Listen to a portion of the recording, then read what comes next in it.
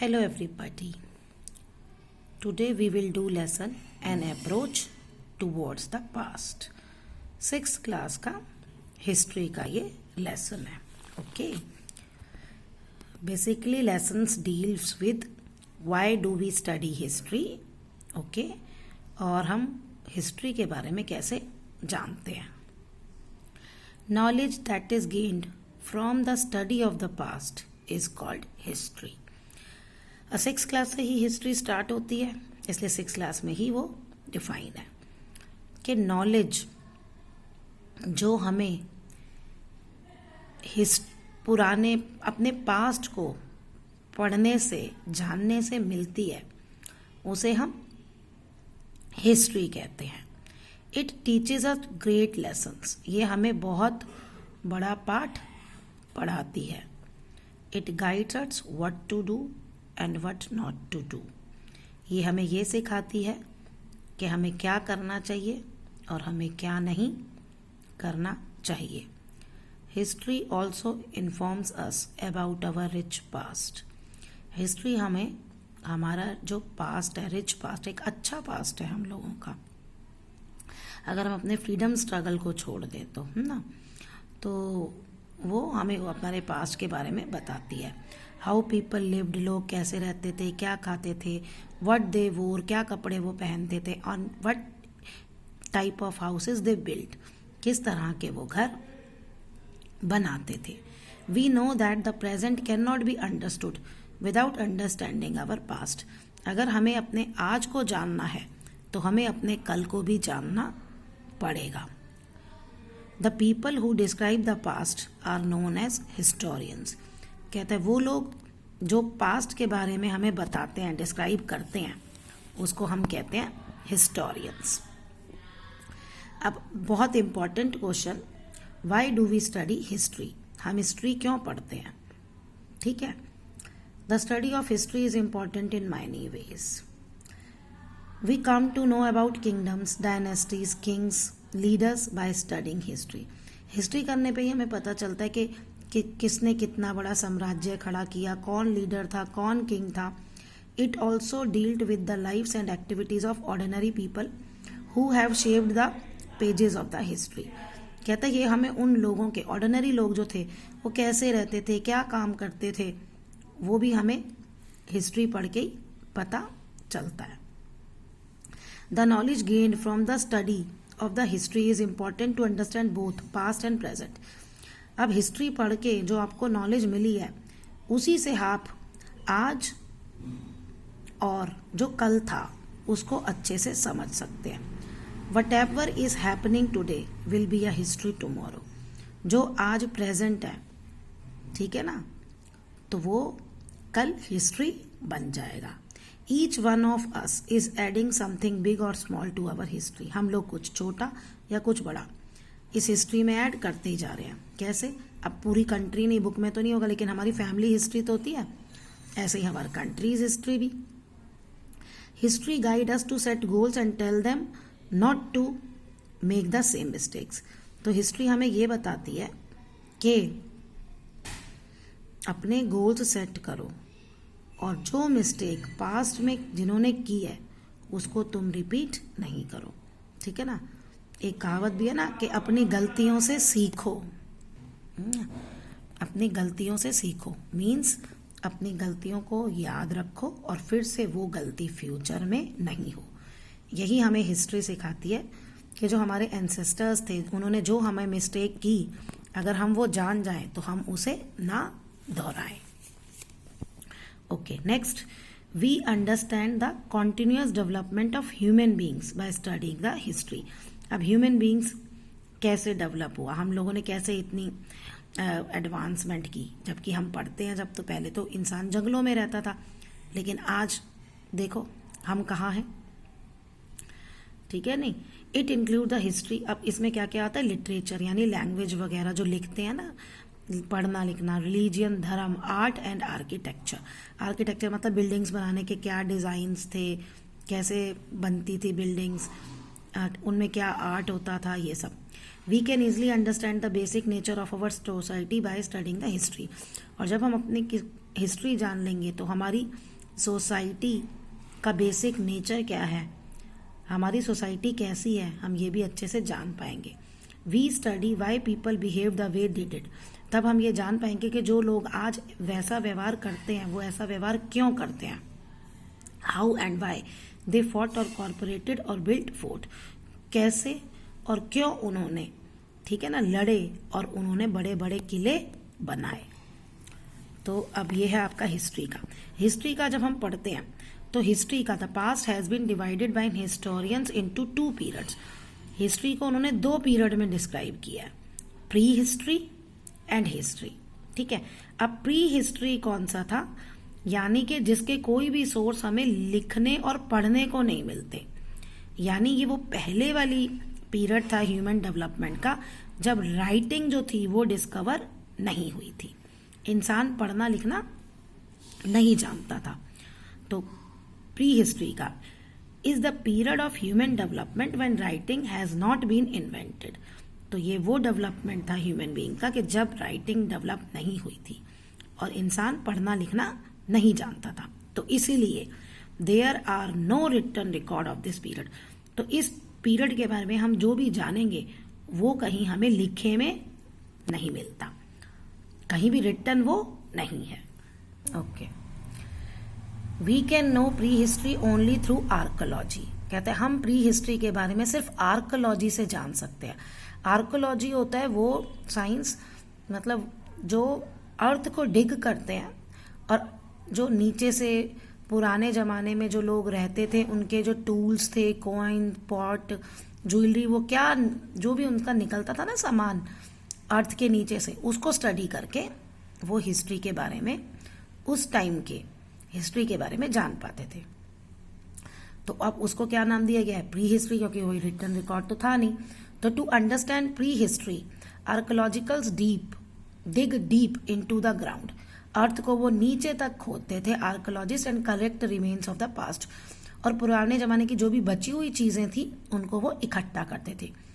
These archaeological remains like tools, coins, bones, pots, jewellery help us to know about the past. और उसी से हमें उन लोगों के पास्ट के बारे में पता चलता था. अब है आपका history. History is the period for which written record are available. जब वो पढ़ना लिखना जान गया, राइटिंग करने लग गया, तो उस पीरियड को हमने क्या कहा, history. This covers the time period after invention of writing. अब राइटिंग की इन्वेंशन के बाद जो पीरियड आया उसको हमने हिस्ट्री बोला. Early writing was done on the bark of birch tree. Birch tree की जो छाल थी ना उस पर लिखा जाता था. क्ले टैबलेट्स, मतलब टैबलेट्स पतले पतले रेक्टेंगुलर शेप्ड बना लिया जाता था, क्ले के बोर्ड, उन पे लिखा जाता था. पाम लीव्स पे, कॉपर प्लेट्स पे और रॉक पिलर्स पे, इस पे हमें ये सारे रिकॉर्ड्स मिलते हैं. Next is your source of history. अब हिस्ट्री की जानकारी हमें कहाँ से मिलती है. How can we know about something that tooks place thousands of years ago. अब हजारों साल पहले क्या हुआ कि हमें कैसे पता चलता है. और वही जिन चीज़ों से हमें पता चलता है उन्हीं को हम कहते हैं sources of history.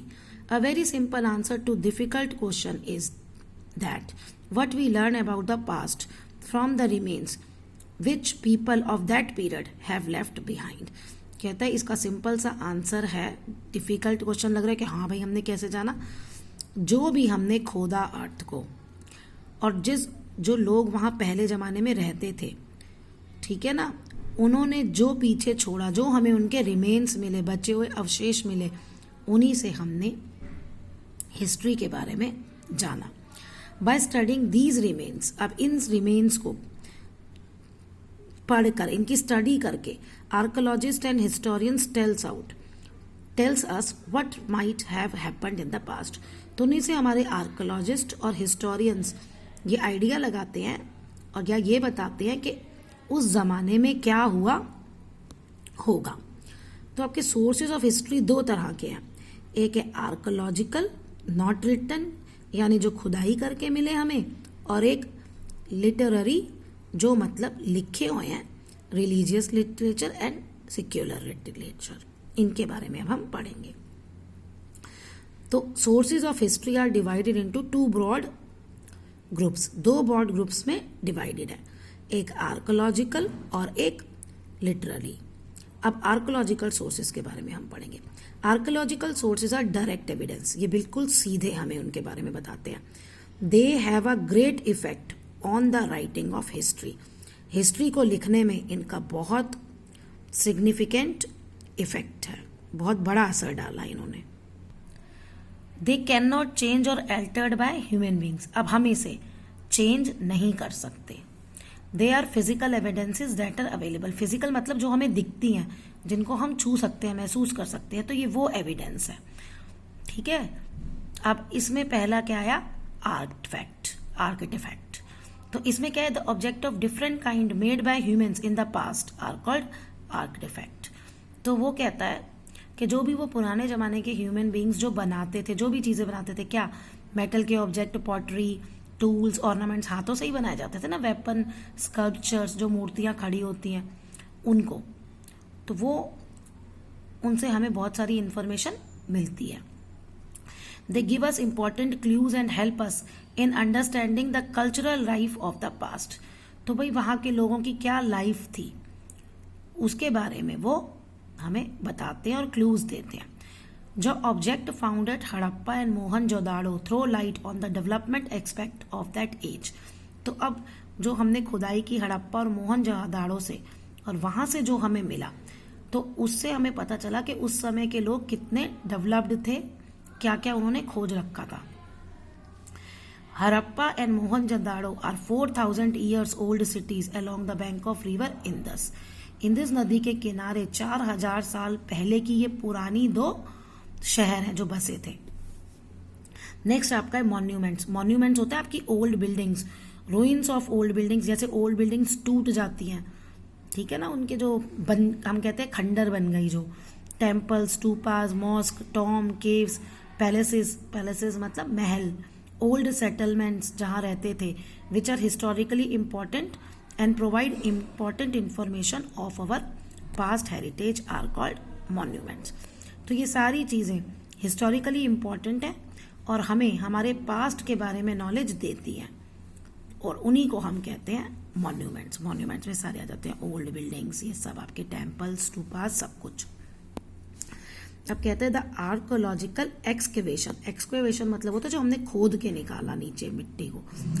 Eight Harappa and Mohenjodaro, ये जगह के नाम है, Ropar, Mehrgarh and several other cities have been proved, उनको खोद के जो हमें पता ये चला कि a planned civilisation existed in the Indus valley 5000 years ago, लगभग 5000 साल पहले एक अच्छी, मतलब बिल्कुल प्लान्ड सिविलाइजेशन कैसे कह सकते हो, पहले तो मतलब समझो सिविलाइजेशन का।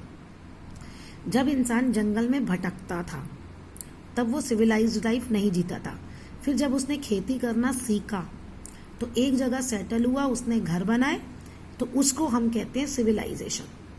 देखो आज भी अगर हमें कुछ प्लान करना होता है, हम अपने घर बनाते हैं, तो हम एक पहले उसका मैप रेडी कर लेते हैं ना, आर्किटेक्ट वो मैप बना के देता है कि इस जगह किचन होगी, इस जगह ये होगी। ऐसे ही जब सिटीज बनती हैं तो इस जगह ऐसे बनेंगे घर, ऐसे बनेंगे, ऐसे रोड्स होंगी, ये पूरा मैप होता है। तो उस समय की जो सिविलाइजेशन थी वो भी बिल्कुल पूरी प्लान्ड थी, ये नहीं जिसका जहां मन हुआ उसने वहां घर बना लिया, जिसका जहां मन हुआ रोड बना ली, कुछ भी कर लिया। No, the ruins of Nalanda in Bihar reveals the ancient system of education. Bihar का जो नालंदा है, अभी भी है वो, पुराने जमाने में वो बहुत ज़्यादा फेमस था एजुकेशन के लिए। नालंदा यूनिवर्सिटी बहुत ज़्यादा फेमस थी और बाहर के भी बहुत सारे स्टूडेंट्स आउटर कंट्रीज से भी आते थे इंडिया में पढ़ने के लिए। नेक्स्ट आपका है coins. Coins are valuable source of information. अब कॉइन्स से भी बहुत इंफॉर्मेशन मिलती है। कॉइन्स जो बनाए जाते थे वो बनाए जाते थे गोल्ड, सिल्वर, कॉपर और दूसरी मटेरियल के। अब देखो कैसे इंपॉर्टेंट थे कॉइन, क्योंकि वो economy, tell us about the economy of the country, मतलब कंट्री अमीर है या गरीब है ये बताते थे। Period of rulers and trade activities with the other regions.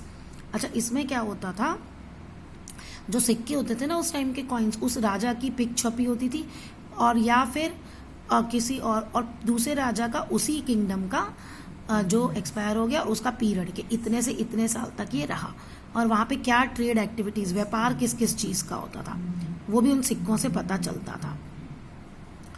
अब है रीजन्स में, मतलब ठीक है जी, वो भी देखो। अब जैसे मैं यहाँ रह रही हूँ दिल्ली में, मान लो, अब दिल्ली का सिक्का तो दिल्ली का जैसा होगा।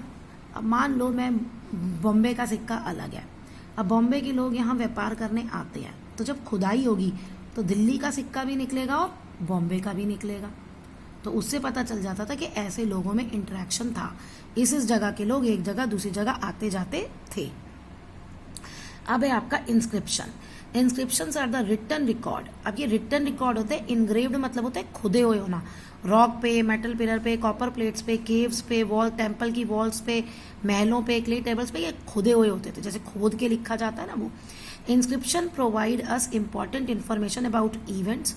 अब इंस्क्रिप्शंस भी हमें बहुत इंपॉर्टेंट इन्फॉर्मेशन देते हैं, किसके बारे में, रूलर, क्या वहाँ पे इवेंट्स हुए, इंसिडेंट्स हुए, रूलिंग, राजा कौन था, declaration of ancient ruler, ancient rulers क्या बोलते थे, क्या करते थे। Inscriptions also deals with the administration and personal quality of the king, यानी राजा की क्या क्या कैरेक्टरिस्टिक्स थी और वो कैसे अपने राज्य का काम सब चलाता था। एडमिनिस्ट्रेशन मतलब होता है कि टैक्स कलेक्ट करना, लोगों को फैसिलिटीज देना, ये सब कैसे करता था। They also provide us important dates of coronation, specimen of art and relation with neighbouring and distant rulers. तो कहते हैं इनसे हमें ये भी पता चलता है कि उस समय कैसी आर्ट्स थी और नेबर्स के साथ उनकी कैसे रिलेशनशिप थी, और डिस्टेंट रूलर भी के साथ भी कैसी रिलेशनशिप थी, दोस्त थे, दुश्मन थे, दोस्त थे, दुश्मन थे, कौन थे, ये सब हमें इन्हीं सोर्सेज से पता चलता है।